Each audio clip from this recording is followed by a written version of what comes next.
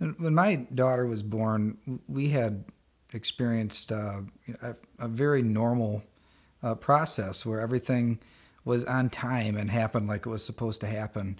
And as she grew, we started having some issues, some problems. And while things tended to be right on schedule with communication and all the different benchmarks and things we're looking for, it changed.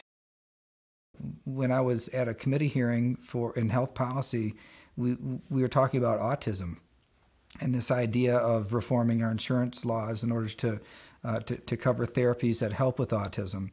And there was this boy who was 9 or 10 years old, and he came in to testify, and he sat next to his mother and he read his testimony. And the gist of his time there, his words were what he was like before he received the type of access to treatment that people with autism need. And it became clear at that point, it really clicked, that I have a daughter with autism. There's a certain amount of embarrassment and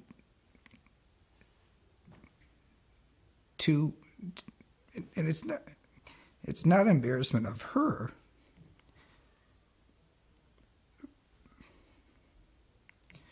but it's this idea that we needed help. So who wants to admit that they need help raising their kids? So we get to this point, and say it's time that we do it, that we get serious about it, that we seek out professional. Of course, we're looking for the very best. And what we ran into was that there's not really help here in Michigan. So we get this appointment, but it took months. It took months to get in because the system is so overwhelmed. We have people that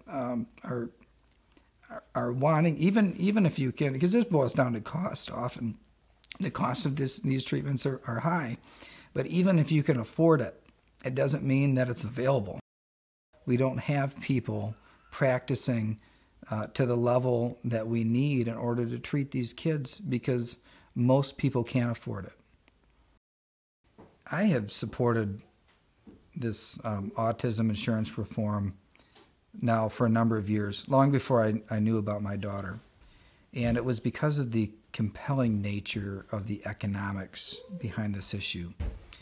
When we make a choice in our insurance code to say that we're not going to cover autism services, not only are we choosing to condemn people, real people, to a life of dependence, but we're also obligating taxpayers to just an incredible amount of expense. The savings are quite specific and easily measurable. If you were to include autism coverage in insurance policies, it would make a difference in insurance of about 1% or less, something less than 1%. The savings to taxpayers over the life of these people would be about $14 billion. So some will say, based on the principle of not liking the idea of a new law being passed, I want to oppose this, or that they're going to oppose this. The problem is, by choosing to do that, what you're saying to the taxpayers of this state, that we're going to impose upon you the cost of taking care of this population for the rest of their lives. I look at this opportunity that I have, that the struggles that people, parents, families, and people with autism themselves are living through every day, I'm living it too. And until we're willing to stand up and say that I'm not going to do the politically correct thing to make everybody else comfortable and stay home and shut up, I'm just not going to do it. And so I'm speaking up for my daughter, but even as a person who knows what these things are like. I'm speaking up for a whole population of people who are struggling today, mostly in silence, through the day-to-day life of a family with autism.